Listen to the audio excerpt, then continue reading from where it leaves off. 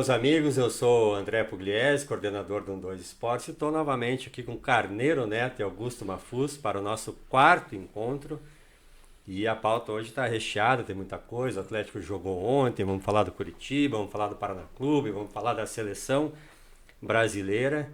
Então a gente não pode perder tempo e ir direto ao assunto. Carneiro e Mafuz, obrigado pela presença mais uma vez. Vamos começar pelo assunto mais quente, já que está todo mundo ainda repercutindo e conversando sobre, que foi a vitória do Atlético ontem sobre o Libertad, 1-0, gol do Christian.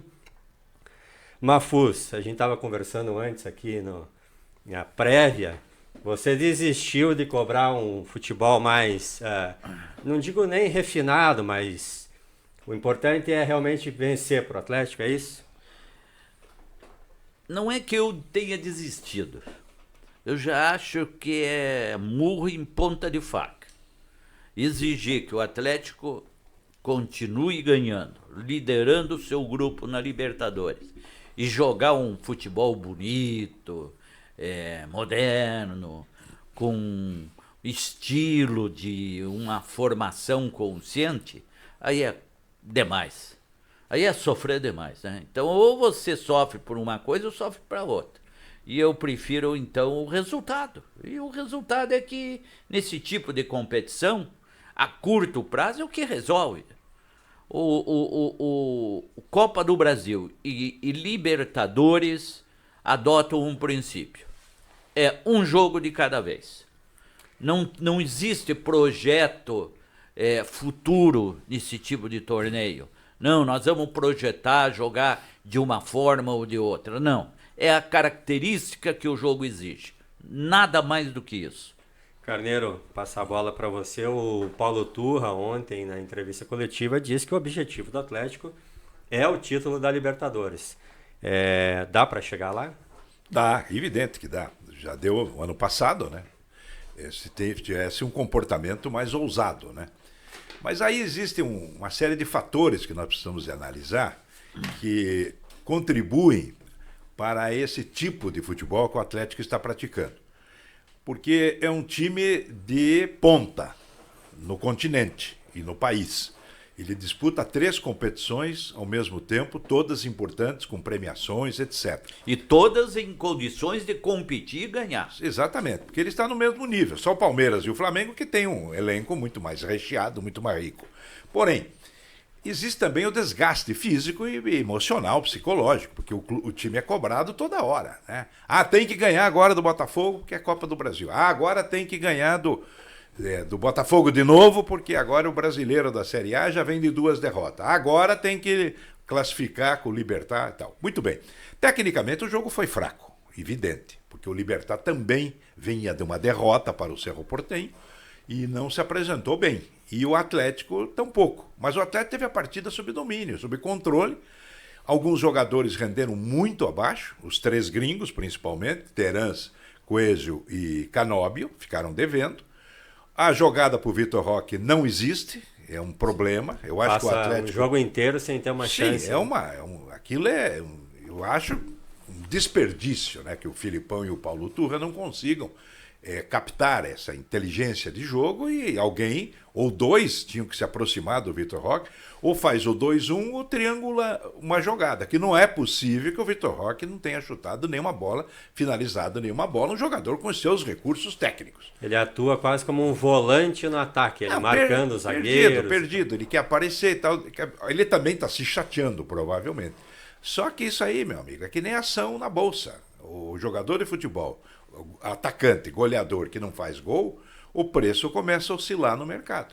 Tanto que lá atrás falava-se nele para o Barcelona, para o Real Madrid, e hoje o Real Madrid está contratando o Harry Kane, do Tottenham, que é um ótimo centroavante. Mas o Vitor Roque, até 2 meses atrás, estava acima dele, vamos dizer, na bolsa de valores do futebol. Até mesmo... E tanto que você tem razão, que o Marco Leonardo do Santos foi para esta Copa do Mundo na Argentina. O Brasil foi eliminado, a Sub-20, e foi o artilheiro do Brasil e passou a ser a bola da vez de mercado. Tá Mesmo o Barcelona parece que a coisa já esfriou um Já pouco. esfriou, é. O Messi está voltando, né? É aquele negócio, o Messi ama o Barcelona, mas custa caro esse amor pro Barcelona, hein? Sim. Porque se não despejar um monte de euro na bolsa da família Messi, Aí não tem amor. não tem amor. Na verdade, o Beckham tá levando ele para o Miami, vai fazer o contrato que o Messi está exigindo e emprestá-lo pro Barcelona. Agora, o futebol mudou de tal forma, né? O Benzema já está indo para a Arábia, Foi eles não confirmado. param. O Ibrahimovic agora anunciou o final da carreira aos 41 anos. Por que eles não param? Primeiro que caiu o nível técnico do futebol. O futebol mundial está em crise. Não tem grandes jogadores. Por isso que eu acho que o Atlético tem que cuidar melhor do Vitor Roque. Porém, ao mesmo tempo, roda muito dinheiro com nível técnico baixo. A seleção brasileira não ganha uma Copa do Mundo há 20 anos, 5 mundiais. Os clubes brasileiros não ganham Mundial de Clubes há mais de 10 anos. Agora a Sub-20 foi eliminada de forma ridícula. O que é isso? O futebol brasileiro está em crise, amigo. De valores, de dirigentes, de treinadores. Nós estamos num deserto hoje. Porque qualquer jogador aí, como o Mafuz mencionou, o cara faz um golzinho, já vira Mas voltando valendo no ouro. Voltando no Vitor Roque, Carneiro, André. Será que o Turra não percebe nada? Eu acho... Não, eu sou bem sincero para você.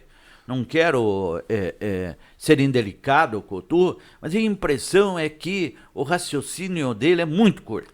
Mas o Filipão, a experiência do Filipão... Será que o Filipão não percebe que o esquema está sufocando o Atlético, o jogador e o time de forma geral? O esquema, em razão de que isola o Vitor Roque das principais decisões do ataque? Mas aí que se veja, não é nem questão do treinador, às vezes. O problema é a opção que o Atlético fez pelas contratações. Porque o Canóbio e o Coelho não contribuem.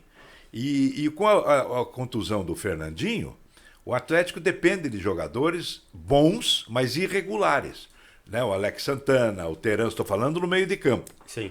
O Christian ontem entrou, estava na reserva, fez um golaço maravilhoso. Quero pedir, eu ia colocar esse assunto, Carneiro, você já trouxe, sobre o Christian, que é um personagem que acho que merece uma valorização maior. Mas né? é outro equívoco daí do comando técnico, porque veja só, ele é superior hoje ao Terence, ele é mais produtivo, mas ele é reserva, entendeu? São incongruências. É como até outro dia aí, eu estou falando isso há muito tempo, que tinha que jogar Vitor Roque e Pablo. Agora caiu a ficha, eles colocaram os dois e juntos. o Pablo acabou machucando. Aí o Pablo se lesionou. Mas é difícil, o Mafuz tem razão, esse Paulo Turra, esse pessoal, eles ganham muito, o Filipão não quer outra vida. Né? Não quer sair mais nunca mais de Curitiba. Pois ele fica sentado ali. Onde ele vai dar autógrafo, tira selfie, ele é um ídolo e com Sim, todo o mérito. claro. Não estou tirando isso dele. Só que o futebol do Atlético é muito fraco pelo custo operacional do departamento de futebol. Mafuz, quero só posicionar o Christian um pouco, porque é um jogador que nem é titular, ou pelo menos não com frequência, né? Ontem ele fez o 4º gol dele na Libertadores. Os artilheiros do Atlético na Libertadores, historicamente, tem 6 gols. O Nicão, o Lima e mais um que me fugiu o nome, que aqui é Marco Rubens, né? Marco Rubens, exatamente. Obrigado, Carneiro. E o Christian fez o seu 4º gol, um gol absolutamente decisivo, um gol que ele meio que tira da cartola, né? Fala, não, deixa que eu resolvo. Saiu cortando pro meio, chutou muito bem. E um jogador ainda jovem com uma história muito bonita. Ele falou ontem, após o jogo, que ele chegou a desistir, foi ser mecânico de caminhão com os irmãos no interior do Paraná. O que dá para falar mais do Christian? Que tipo de recurso ele tem e pode acrescentar ao Atlético? Ele tem muitos recursos, mas que estão escondidos por falta de oportunidade de ser o titular. Porque uma coisa é você entrar no decorrer do jogo, outra coisa é você saber que é o titular do time e tem até o direito ao eventual equívoco. O Vitor Bueno reclamou disso esses tempos. Exatamente. Mas veja bem, a diferença é muito grande. Veja como os jogadores ficam inseguros também. Porque os técnicos modernos, entre aspas, eles não têm mais o time titular, como tinha antigamente. A gente sabia, o titular é esse e o reserva é esse. Eram 22 jogadores, né, normalmente. Hoje trabalho com 30 jogadores, Mas o técnico, na cabeça dele, ele não tem 11 titulares, ele tem uns 16, 17. Agora, você se coloque no lugar do atleta, entendeu? Sim. Mexe, vocês têm toda a tem razão. uma estrutura, Dá uma Só que insegurança. não pode errar. né? tem os jogadores definitivos, uma estrutura, e daí ele faz o revezamento entre alguns jogadores. Mas se o jogador é experiente, como o Thiago Heleno, o Pedro Henrique, Fernandinho e o próprio Pablo, eles aceitam isso, assimilam. Agora, se coloque no lugar de um jovem. Tá buscando espaço ainda. né? Claro, ele tem que se afirmar. E no Atlético, fugindo um pouco do dia a dia dele, está existindo um grande problema. A falta de revelação de jogador. O Atlético, a categoria de base do Atlético há muito tempo, nos últimos 2 anos, não forneceu um único jogador para o time titular. Ou pelo menos, se forneceu, o Filipão não quis aproveitar. Os últimos são Bento e esse Christian. O Rômulo não é da base? Mas o Romulo não dá para contar, né, Carneiro? Eu não sei, é? Ah, não dá para contar, né? Por quê? Ah, é triste. Tá né? machucado, né? Não, jogou ontem. Entrou no final. Jogou né? ontem, ele tá voltando, mas não dá pra contar. Eu nem me lembro, porque o final do jogo, Não. o jogo estava tão enfadonho, né? Aliás, anularam um gol do Libertad que eu fiquei em dúvida também. Se houve a intenção do jogador. É aí que tá, Carneiro. A questão aí é até da regra, né? Que é uma regra que não permite muito. A regra diz: no ataque, tocou na mão, parou. Não importa se teve intenção. Mas ali a dúvida é se tocou no que a lei considera braço ou não. Essas regras eles mudaram tanto que ficaram incompreensíveis quase. Mas eu quero colocar um outro tema do Atlético aqui para vocês. Ontem o Thiago Heleno completou 300 jogos pelo Atlético, jogador que chegou ali em 2016 e tal. Eu vou fazer uma pergunta. Eu sei que é difícil, né, fazer essas comparações com jogadores do passado e tal, outras épocas, mas enfim, eu tenho que colocar vocês na fogueira aqui também. É o maior zagueiro da história do Atlético, o Thiago Heleno? Olha, eu não sou muito favorável a esse negócio o maior, né? Individualizar um esporte coletivo, com um clube quase centenário, com tanta gente que passou. Agora, se você pegar a perenidade dele como titular e os títulos conquistados, é evidente que foi. Porque nós podemos pegar os grandes zagueiros do passado, não tão profundo, nos últimos 50 anos, vamos dizer, houve grandes zagueiros, mas ganhar os títulos nacionais e continentais do Thiago Heleno pesa. Além do que um jogador extraordinário, né? Mafuso. Eu gosto, é uma das falou coisas... em títulos, né? Vamos comparar então com uma das coisas que eu mais gosto é participar da escolha dos melhores. Vamos fazer uma comparação então com 3, sei que claro, cada um com a sua característica, mas que eu ganharam gosto? títulos Sabe nacionais. que eu gosto? Diga. Você não comete injustiça, porque é questão de ponto de vista. Então, E eu gosto também dessas, quase uma gosto. brincadeira, porque daqui a um mês a gente muda de opinião, não Exatamente. tem problema. Mas eu ia perguntar para você o seguinte: Carneiro falou em conquistas, é claro que isso pesa muito para qualquer escolha de jogadores históricos e tal. Então vamos comparar com 3 zagueiros que têm uma conquista importantíssima, que foi o Brasileiro 2001, Nem, Gustavo e Rogério Correia. Ah não, o Thiago Heleno melhor que os 3. Nem Rogério ficou Correia muito- e Gustavo não, era um complemento ali. São características diferentes. Exato, mas o não, Ney, não, por não. exemplo, foi um grande zagueiro. Mas É melhor que o Ney? Não, independente de características, O Ney é mais técnico. Foi mais técnico que o Thiago Heleno. mais histórico. Mas o Thiago Ele é mais Heleno é mais... histórico. Bom, o apelido dele é general. Calma, Ele é mais histórico. Eu considero o Thiago Heleno, eu lembro do Hidalgo no Curitiba, na época das conquistas do Curitiba. Você vai ver as fotografias de títulos do Atlético, tá lá o Thiago Heleno. É isso aí. O Thiago Heleno Exato. é assim, na história aí, é o que mais. Ele pode formar se destacou. dupla com o NEM, dos melhores, do Atlético, o maior Atlético de todos os tempos. Mas isso aí, qualquer dia, Eu com tô mais louco para calma, voltar né? aí a Vamos escalar o fazer Atlético vamos fazer de todos os um tempos. programa aqui com essa eleição. E é curioso, sem querer alongar essa discussão, porque como o Atlético teve muitos títulos recentemente, e hoje em dia, claro, a gurizada que não viu, sequer viu o título brasileiro 2001, né? Já são mais de 20 anos. Então tem uma tendência a escalar jogadores dos últimos 5 anos para praticamente dominarem a seleção. Por isso que é importante vocês que viram muito fazer esse balanço. O título é que marca, que destaca o jogador. O Atlético teve o Bellini, né, que foi o maior zagueiro do Brasil, campeão, que levantou a taça do mundo a primeira vez. Porém, quando ele chegou aqui, ele tinha quase 40 anos e não foi campeão.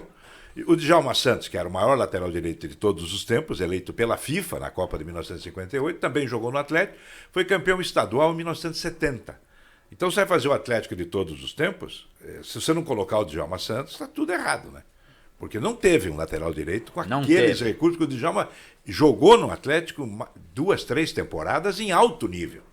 Essa é a questão. O Bellini não, o Bellini já veio meio cansadão. Sim. Então é muito complexo esse negócio do time de todos os tempos. E falhou no gol do título dos Coxa de 68. Em 68.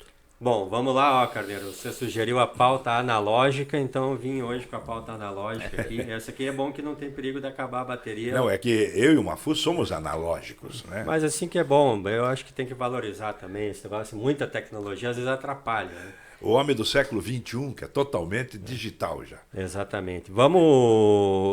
A gente vai voltar ao Aliás, Atlético. eu prefiro a inteligência natural do que a artificial, viu? Eu também, Carneiro. Então, estamos juntos nessa. Nós vamos voltar ao Atlético em seguida, para segurar um pouco a nossa audiência, que vamos mudar para o Curitiba. E adivinha qual é o assunto do Coxa que a gente vai falar? SAF. Para mudar um pouco, assim, já que a gente tem falado pouco de SAF. Mas é que ontem o Carlos Amodeu, que muita gente ainda chama de Amoedo por motivos óbvios, deu uma entrevista coletiva e foi quase que um rito de passagem, assim, de que agora é com ele. Ele é quem manda no Curitiba, embora ainda tenha algumas questões ali relativas à confirmação da SAF e tal, mais, digamos, burocráticas, mas é o Carlos Amodeu. Diz que fala bonito, né? Que é o CEO do Curitiba, então a partir de agora é com ele. Me falaram que ele... E eu queria colocar alguns... Mas me falaram que ele é ligeiro, hein? É rápido? É rápido. É importante porque o Curitiba realmente precisa de soluções urgentes. E o Carlos Amodeu diz que o técnico é realmente o Antônio Carlos Zago, confia no trabalho do Zago e é com ele que o Curitiba vai. Mas é evidente, não pode. O Zago é que nem o sujeito que desce de paraquedas na praia da Normandia no dia do desembarque, do dia D. Ou no Vietnã, no final da guerra dos Estados Unidos com o Vietnã. Por quê? O Curitiba fez tanta coisa errada nesse ano no departamento de futebol, as contratações de treinador, lá o Antônio Oliveira, os jogadores, a demora para trocar de treinador.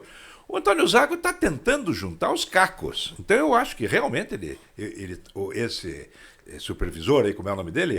É o CEO da SAF, Carlos Amodeu. CEO, mas é CEO, cara. Mas não gosto de CEO. Aliás, eu acho ridículo o Brasil, né, usar termos que não são portugueses, né? Delivery. Por que não fala entrega? Entrega. Né? Tá certo. Por que não supervisor, diretor, CEO? Nós estamos muito ridículos, mas vamos lá. Brasileiros à parte. Segue o jogo. O Zago tem que tentar consertar o Curitiba. Agora o Curitiba está numa linha de chegada praticamente. Ou ele ganha do Santos e do Internacional e faz 6 pontos e respira, ou vai ser muito difícil, quase impossível evitar o rebaixamento. É uma questão matemática. Eu já não entendo como Carneiro a situação do Zago.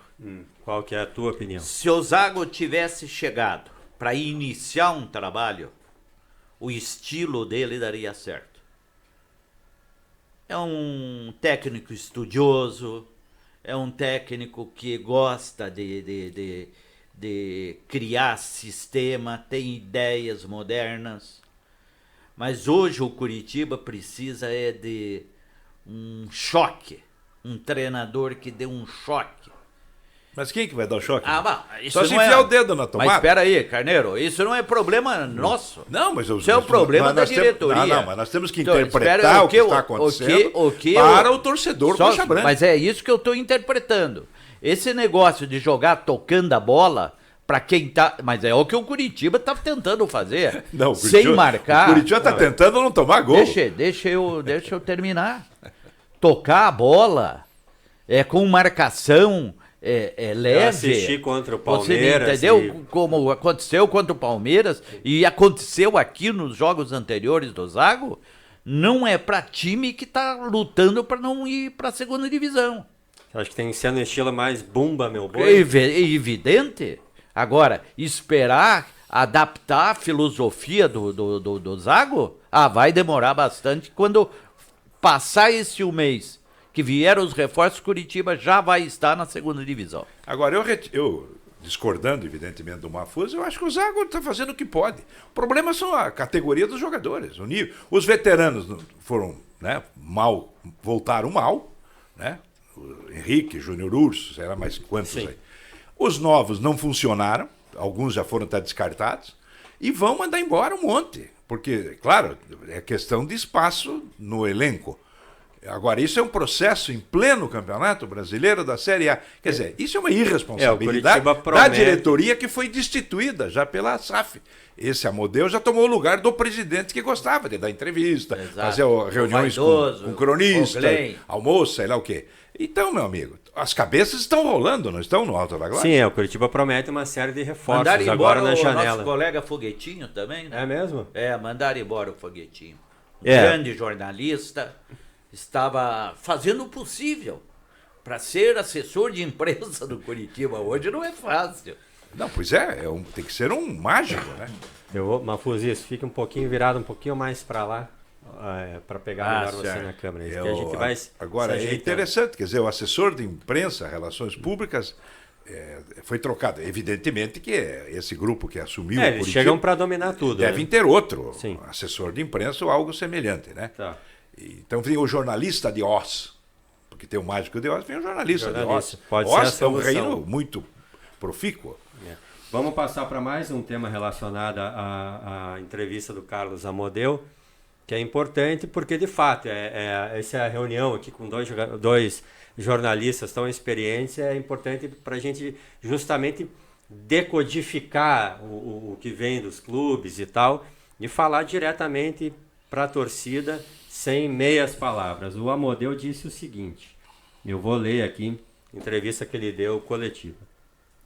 Hoje o Curitiba é 23º no ranking da CBF e nós pretendemos primeiro desenvolver uma política de futebol e uma metodologia para nos próximos 5 anos nós possamos elevar o clube ao top 10 do futebol brasileiro.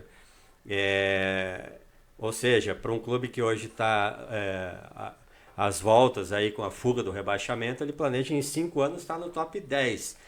É um pouco ousado, ambicioso demais? Qual que é a avaliação? É uma promessa de vocês? É um desejo. Agora, para que isso aconteça, e pode acontecer, evidentemente, vai ter que ter investimento. Eles vão ter que antecipar o gasto, que eles têm um investimento no futebol, não sei de quantos milhões, ao longo de 10 anos, que agora ele já reduziu para 5 anos. Né? Então eles têm um objetivo menor para resolver o problema da bola. Da bola, sim. Não vou entrar na questão patrimonial, etc. CT, está. Agora, é evidente que se trouxerem, como eu disse outro dia aqui mesmo no nosso debate, se trouxerem aí os jogadores, os craques, e gastar e pagar, claro que antecipa. O fenômeno é quase um desejo do torcedor coxa branca contido há muitos anos, há muito tempo. Né? O Curitiba há muito tempo vem muito mal dirigido, mal tecnicamente. Então ele se contenta com título estadual. Aí fazem aquela foguetório, aquela festinha, aí cai na real. Então, tudo hoje no futebol é investimento. Só que tem algumas SAF que não estão funcionando. Tá aí o Vasco da Gama. Né? Foram lá, a torcida protestou de novo. O Botafogo já estão recusando contas. Chamaram o proprietário da SAF para prestar contas, né, do Botafogo, porque parece que ele mora nos Estados Unidos. Então, enfim, isso aí tudo, esse mundo dos negócios, né, o Mafuso até, como ele advoga na área esportiva com grande competência há muitos anos, ele conhece melhor do que eu como é que funciona a engrenagem econômico-financeira do futebol. Eu confesso que eu estou completamente por fora. O meu tempo era quase um amadorismo, né? Ou era. Os dirigentes, pelo menos, eram amadores. Hoje são todos profissionais. Os jogadores não ganhavam tanto, né? Eu quando comecei a frequentar futebol como torcedor e depois profissionalmente, era um semi-amadorismo. Os jogadores jogavam em troca de um emprego. Sim. Né? Os do Ferroviário na rede ferroviária, os do Atlético no governo do Estado, que o Atlético invariavelmente tinha um atleticano no governo, né? Bento Munhoz, o Paulo Pimentel, o Moisés Lupion, Ney Braga, tudo atleticano. Aí parece que o Coxa, o primeiro foi o Canet. Jaime Lerner, o Canet e depois o Jaime Lerner, porque o Requião também era atleticano. Muito bem. Esse aspecto, e também o do Curitiba também conseguia emprego, sabe aonde? Na área federal, no INSS, por causa da influência do Major Antônio Couto Pereira. Então os jogadores eram assim. O pessoal que jogava no Água Verde ia trabalhar no Irmãos Tá, né? na construtora, no material de construção. Então era assim que funcionava. Claro que isso mudou, evidente, veio o profissionalismo a partir de 1968, com o Evangelino no Curitiba e o Jofre no Atlético. Hoje, meu amigo, o que esses jogadores ganham é um absurdo para jogar essa bolinha aí. Por isso que eu acho que a coisa está meio confusa. Mas vamos voltar a essa afirmação do Amodeu. Veja só. Ele vai dar uma entrevista coletiva, é a primeira entrevista coletiva, e não fala o que interessa para a torcida. Como é que vai resolver o problema do Curitiba do dia de hoje até a abertura da janela? Daqui 5 anos, tudo bem. Eu tô falando de imediato. Mas imediato é o dinheiro, Mafuz. Mas não dá para contratar até final de junho, Carneiro. Ah, você fala para evitar o rebaixamento? Mas aí que está. Não, é complexo, claro. O quadro é complexo. É isso que ele tem que explicar. É isso que tem que ver o que o Curitiba tem que fazer ou pretende fazer. Mas é que ele quis o primeiro discurso público, primeira entrevista, ele quis ser otimista. Ele vendeu um peixe, uma ideia. Agora, depende muito desses 2 jogos, entendeu? Esse jogo com o Santos e depois com o Internacional no Alto da Glória, esses 6 pontos aí vão mudar a história do Curitiba nessa temporada. Ou melhora, recupera ou afunda. Olha aqui, ó, eu não sou futurista, não gosto de antecipar nada. Se o Curitiba não ganhar essas 2 partidas, no próximo programa nós estaremos discutindo a queda do Antônio Carlos Zago. E eu quero posicionar, o Curitiba joga no sábado com o Santos, no Couto Pereira, como os 2 aqui já disseram, é o próximo adversário. E é importante também colocar uma outra questão, porque eu entendo que há assim um contraste na situação do Curitiba, porque ao mesmo tempo em que existe um otimismo com relação à chegada da SAF, uma perspectiva de mudança até na trajetória do clube, o Curitiba enfrenta, tecnicamente, talvez a sua pior crise na história. São 15 jogos sem uma vitória. É a maior crise. 100 dias sem conseguir vencer. Hoje, 104 dias. 104 dias. Mais de 100 dias. Completou 100 dias há pouco. E a última vez, eu estou pegando a cola aqui, foi contra o Maitá. Convenhamos, um time de pouca expressão na Copa do Brasil, 3-0 em fevereiro. Então, é realmente difícil você encarar assim com um certo otimismo essa situação, né? Mas a bola que vai mostrar, né? A bola que vai ser jogada. E talvez até o Zago, como diz o Mafuz, e aí eu tenho que concordar com o Mafuz, vai depender dele, dos jogadores, para mudar a história, quer dizer, virar a chave, como se diz na gíria. Porque não tem outra saída. É como dizia o Francisco Horta, lá o presidente do Fluminense, é vencer ou vencer. Porque o Curitiba vai conseguir isso aí é uma fato inédito. Antes da metade do primeiro turno, ele pode tornar inviável a sua permanência na Série A. E há uma limitação, né, Mafuz, do trabalho do técnico. Chega uma hora ontem, como aconteceu com o Atlético, né? O Christian foi lá e resolveu a parada, né?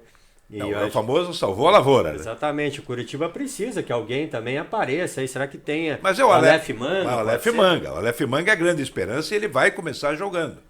né? Porque parece que está tudo resolvido. Agora você imagine a cabeça do Aleph Manga, como é que está, né? O rapaz foi submetido a uma entrevista, a uma acusação, um monte de coisas que afetam o ser humano e a pessoa. Então nós temos que entender tudo isso, a gravidade do momento do futebol brasileiro. O Aleph Manga pode ser essa salvação do Curitiba? Não pode, não acredito. Eu não acredito que seja a solução. O próprio Zago entrou em choque com o Aleph Manga em razão de que ele é daquele jogador que quer a bola no pé, a não ser que ele se adapte ao estilo de jogo que o Zago impõe, de participar do jogo. Mas até chegar lá, até vencer os seus fantasmas desse que surgiram com esse problema, com essa acusação, vai demorar um pouco. Talvez aquele gol fortuito que ele fez contra o Palmeiras possa até motivá-lo a arrumar um pouco a sua cabeça. Mas só o Aleph Manga atribui ao Aleph Manga a solução para todos os problemas do Curitiba, não. Aquele gol foi em parceria com o goleiro, o Everton. O Everton. Né? Que falha. Bom, vamos lá administrar a pauta, que não é fácil, porque o tempo passa rapidamente. Eu vou colocar aqui um assunto que né, é importante para o noticiário, porque agora o Campeonato Brasileiro vai parar logo após essa rodada e vamos ter amistosos da Seleção Brasileira.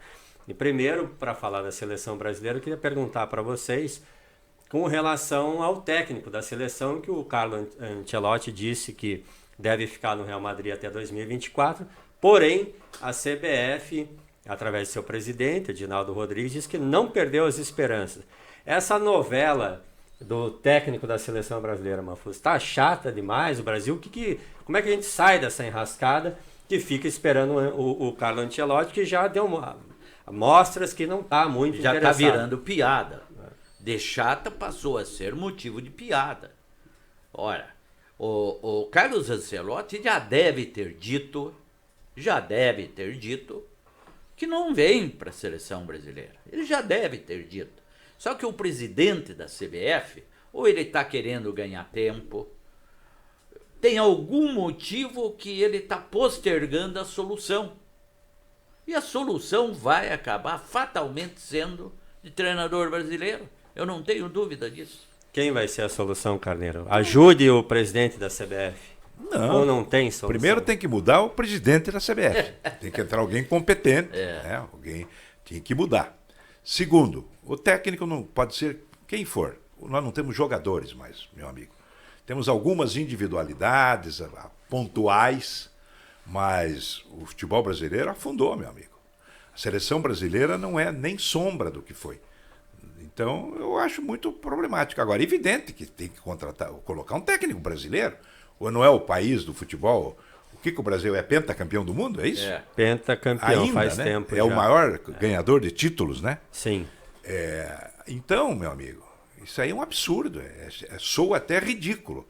Querer o Ancelotti, como se o Ancelotti fosse um gênio. Ele trabalha bem porque o elenco que o Real Madrid lhe ofereceu, se ele não acertar o time do Real Madrid, não é o Paraná Clube que ele vai consertar. Então, meu amigo, eu acho que tem que pegar um técnico brasileiro, evidentemente. Vamos respeitar o profissional. Agora, de preferência, não gaúcho, né? Uma sequência de técnico gaúcho que já... Nada contra os gaúchos. Não, pelo contrário. Mas não dá. Temos aí, enfim, várias opções. Se bem que eu gosto do Mano Menezes. Eu também. Que é gaúcho. Eu pegaria ou o Mano Menezes, entendeu? Ou um Dorival Júnior, que é um técnico relativamente jovem, mentalidade. Discreto. Não é tão exibido como o Tite foi, né? Sim. E não tão turrão quanto o Filipão e o Dunga. Mas, enfim, nós temos opções, sim. Eu acho que nós teríamos que valorizar esses treinadores brasileiros que ainda restaram. Não são muitos, mas tem muita opção ainda. Só para posicionar a nossa audiência, o Brasil vai disputar 2 amistosos contra Guiné, na Espanha, dia 17, e Senegal, em Portugal, no dia 20. Mafuz, o Carneiro falou... Mas isso não tem lógica, né? Ele joga com 2 seleções africanas na Europa. E com o Ramon Menezes de técnico. Isso que eu ia perguntar.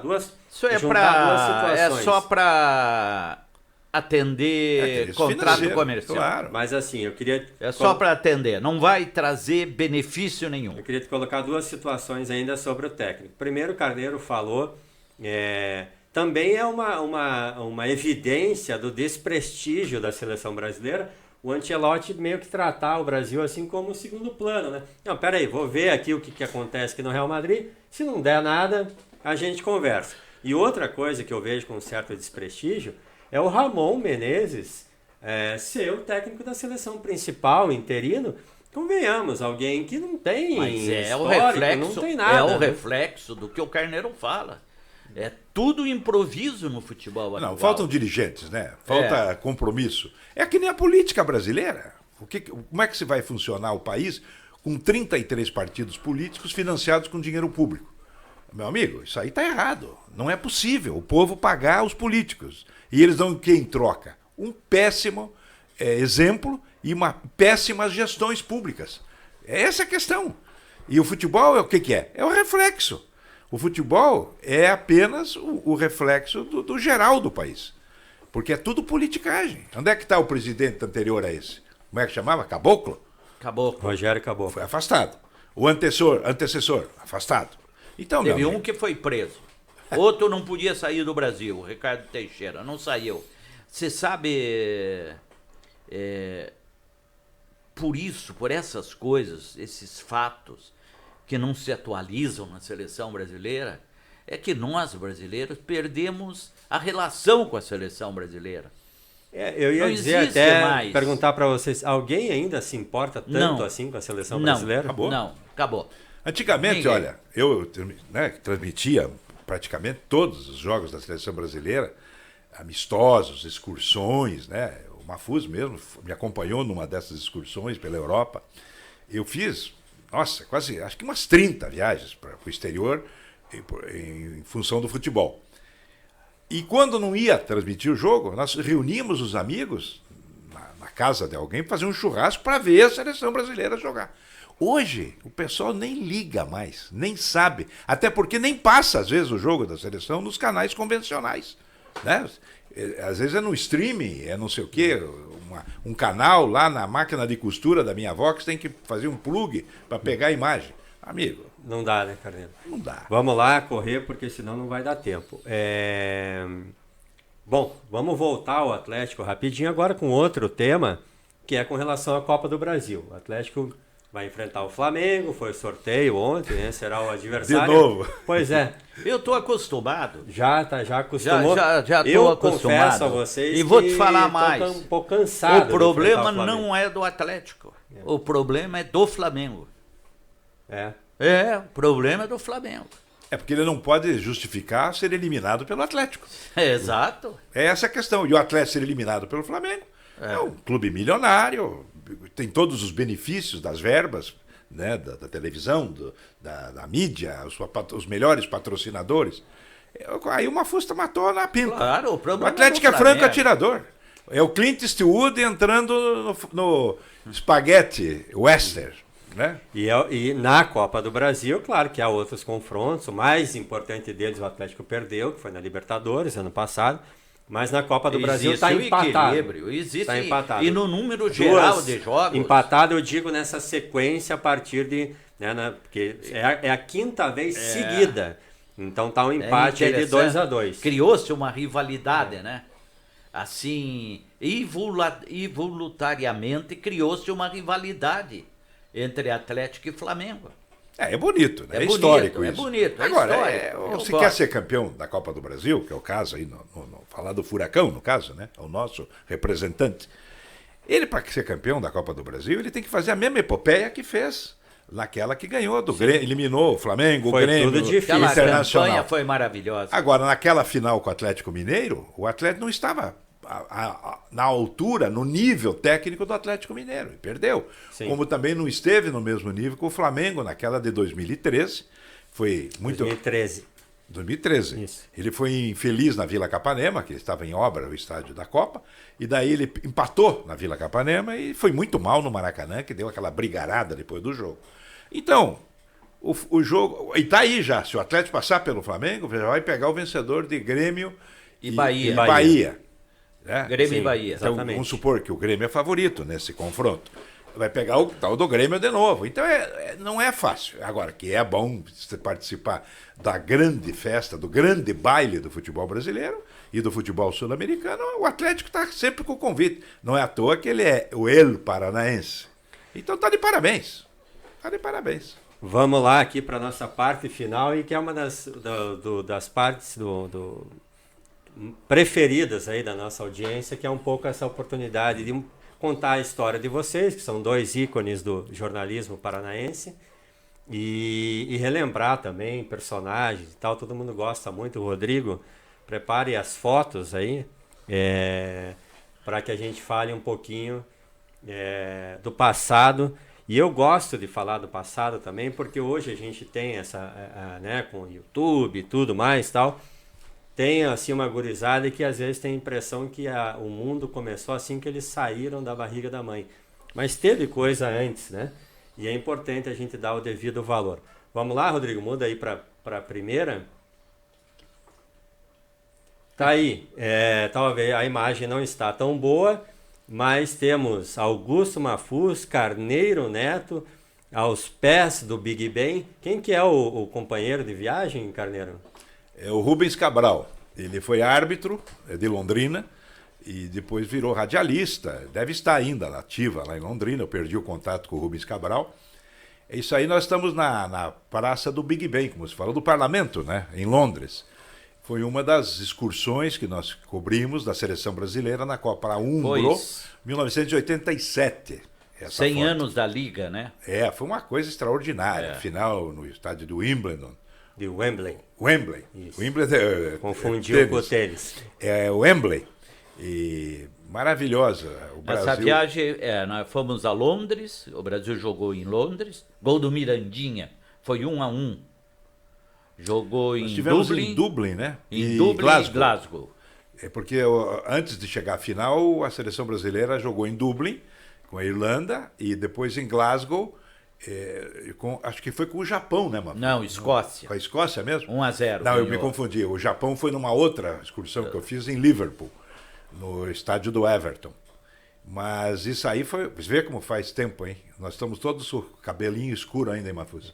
Mas eu disse que você me falou antes ali que o Mafuz aprontou as 1001 peripécias na Europa, não? O Mafuz, ele agitou, sem dúvida alguma. Passamos muito frio em Dublin, né? Dublin. Mantidos a conhaque durante a transmissão. Fiore Gilhote estava na. Diz que até na melhorou a Rádio Bandeirantes. transmissão. Aliás, o Fiore nos acompanhou praticamente em todos os jogos, né? Porque nós Ele ficamos e o no mesmo Dalman hotel. Pessoa. Em Glasgow, ficamos no mesmo hotel. E lá em Dublin, nós nos encontramos no estádio e depois em Wembley, né? Mas foi uma viagem muito boa, muito produtiva e profissionalmente muito importante. Legal. Vamos já para a próxima, Rodrigo. Eu vou trazer dois personagens que têm bastante em comum. São dois símbolos, digamos assim, dos anos 80 e 90, dois craques. Curiosamente, os dois, com um revelado pelo Cruzeiro, o outro teve uma passagem pelo Cruzeiro antes de virem para o futebol paranaense. E hoje parece, essa foto é dos anos 80, é o Carlinhos Sabiá. Parece uma coisa de 100 anos, né, atrás, mas não faz tanto tempo assim. Começa pela camisa, né? Eu queria que você, Mafuz, lembre um pouco do Eu fui Carlinhos. muito ligado, sou muito ligado ao Carlinhos Sabiá.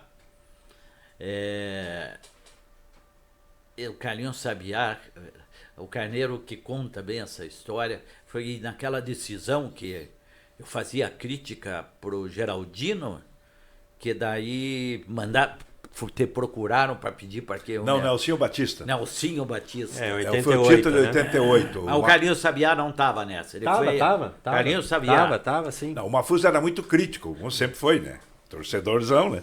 Ele ia na rádio e pau, não é possível. E o Nelsinho Batista, inteligente, ele pediu, não sei se foi o Roberto Caran, alguém ali da diretoria, dos auxiliares do Atlético ali, eu quero falar com o Carneiro Neto. Parece que ele é ponderado, uma boa pessoa, eu leio no jornal, eu ouço na rádio. Tá bom.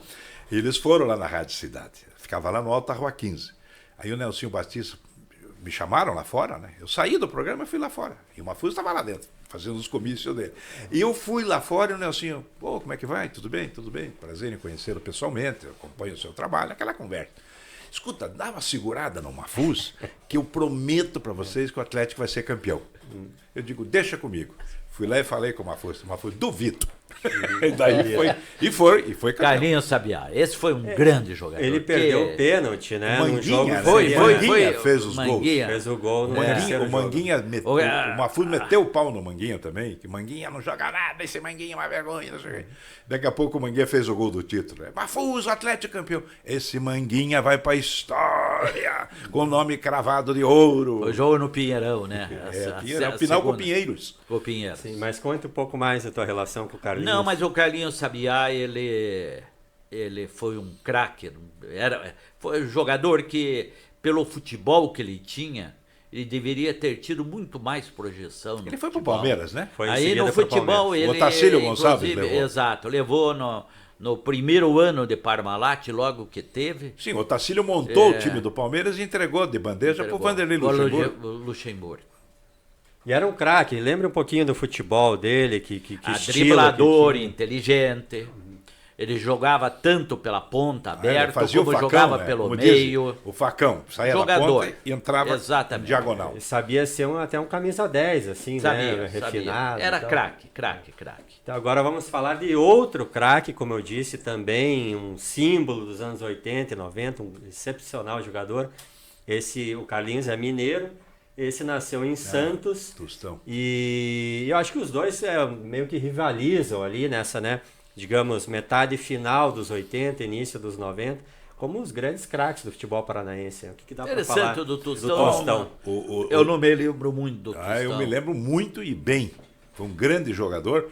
Por que esse negócio dos melhores de todos os tempos, né? A gente afirmou aqui, categoricamente, que o melhor Curitiba de todos os tempos foi o de 1973, o tricampeão com o Krieger, Zé Roberto, Aladim, Hidalgo, etc. Aí há uma dúvida entre o time campeão brasileiro de 85, que era uma boa equipe, mas essa de 1989, com o Tostão, era um time fantástico. Montado pelo Tunico Xavier, que era o dirigente, né? E o treinador, eu estou em dúvida se era o Carpegiani ou se era o Leão. Irmão do Zico, não? O Edu. Talvez. Eu não me recordo do treinador, mas o Curitiba fez um timão ali. 89. O Cazu, Tostão, Serginho. Chicão, Osvaldo, Carlos Alberto, Meia, Serginho, Cabeção. Serginho, Cabeção. Carlos Alberto Dias, né? Bom jogador. Que veio do Matsubara. E a zaga do Curitiba era muito competente. Aquele que veio do Fluminense, também não recordo. Vica. Olha, esse time de 89 rivaliza com o de 85 entre os times históricos do Coxa. E aí aconteceu uma pena, né? Porque esses tempos até a gente fez uma eleição dos principais jogos do Curitiba no Couto Pereira, né? Por causa do centenário do estádio, enfim. E do que poderia ter sido esse time caso não tivesse acontecido o que aconteceu no Brasileiro e toda aquela questão lá de Juiz de Fora, porque era um grande time. Eu estava lá, foi um desastre aquilo. Eu fui ao Rio para transmitir o jogo em Juiz de Fora. Eu e o Foguetinho, o Paulo Mosima, que era o repórter.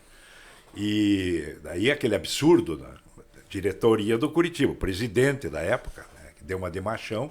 Não, mas o presidente da época era o Baiar, né? Sim, mas estava licenciado. Estava licenciado e o Jacó Amel assumiu. Não, era o Mauro Maranhão. Mauro Maranhão. Era um senhor muito respeitável, mas não tinha prática esportiva.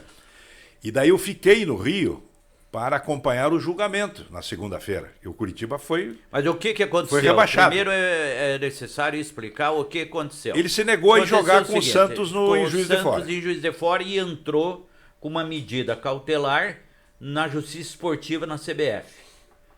Deram a liminar por Curitiba, para não ir jogar. Deram. Uma questão Mas do isso- mesmo horário. Não, com não, Vasco veja e bem. tal. Mas isso saiu na sexta-feira. Na sexta-feira, deram a liminar e o Curitiba, apoiado nessa liminar, não foi jogar. Na segunda-feira, o Ricardo Teixeira, ele cassou a liminar, uma liminar do tribunal, e por um ato administrativo, rebaixou o Curitiba. O Carneiro estava lá, eu me lembro. Sim, eu fiz a cobertura lá na segunda-feira, né? E foi exatamente isso. O Curitiba foi rebaixado. Então foi um desastre. Foi uma agressão que fizeram ao Curitiba. Exatamente. E agora um time espetacular, né? Foi perdido uma geração ali. E uma pena. E há quem diga, Carneiro e Mafuz, que foi a partir daí que realmente tudo começou a dar errado para o Curitiba. Não. Ele iria jogar, se ele jogasse, ele ia ganhar o jogo e continuar. E iria para... Mas houve uma conversa com o Ricardo Teixeira, quando ele soube que eu estava lá, ele disse, tem aí porque o Ricardo Teixeira, para ser eleito, ele veio a Curitiba. Lembra-se que ele veio aqui para fazer campanha no ano anterior, né? Em 1988, se não estou enganado. E aí eu estive com ele no hotel ali na Boca Maldita, e o João Saldanha, no mesmo momento, veio... Hotel Del Rey. Del Rey, o João Saldanha veio fazer uma palestra, e isso foi muito documentado na época. E eu fui no apartamento do Ricardo Teixeira e levei para ele 1 litro de uísque, a pedido do Valmor Zimmermann, presidente do Atlético. Veja o que o Ricardo Teixeira gosta de uísque. Então levamos um uísque para o Ricardo Teixeira. E o João Saldanha, também vamos dar um presente para o João Saldanha. Sabe o que o João Saldanha pediu? Um revólver. Porque tinham tomado o revólver dele que ele quis matar um farmacêutico lá na farmácia do Leblon. Porque o Saldanha deu tiro no Manga, o Manga pulou um muro de 12 metros. Então o Saldanha pegou, daí ainda perguntamos pro Saldanha, como é que você vai no aeroporto voltar pro Rio com o revólver? Deixa que eu ponho na bota, ninguém vê. Então era assim o negócio. Mas daí... E o Atlético deu o revólver. Deu um revólver. Nas espadas, compraram o revólver e deram para ele, porque era para ser um conjunto de malas da ICA, que nós tínhamos o patrocínio da ICA, aquela coisa toda. Sim. Muito bem. Eu sei que nessa do Rio, quando o Ricardo Teixeira soube que eu estava lá, ele mandou me chamar. Como é que vai? Tudo bem? Você é de Curitiba, né? Me lembro de você e tal. Tá bom. E daí? Eu digo, não tem jeito de resolver o problema do Curitiba? Sabe o que ele me disse? Tem. O Curitiba paga 75 mil que o Santos gastou de despesa para ir a Juiz de Fora. Sim. Certo? E perde 5 mandos de jogo, algo semelhante, e tá resolvido o assunto.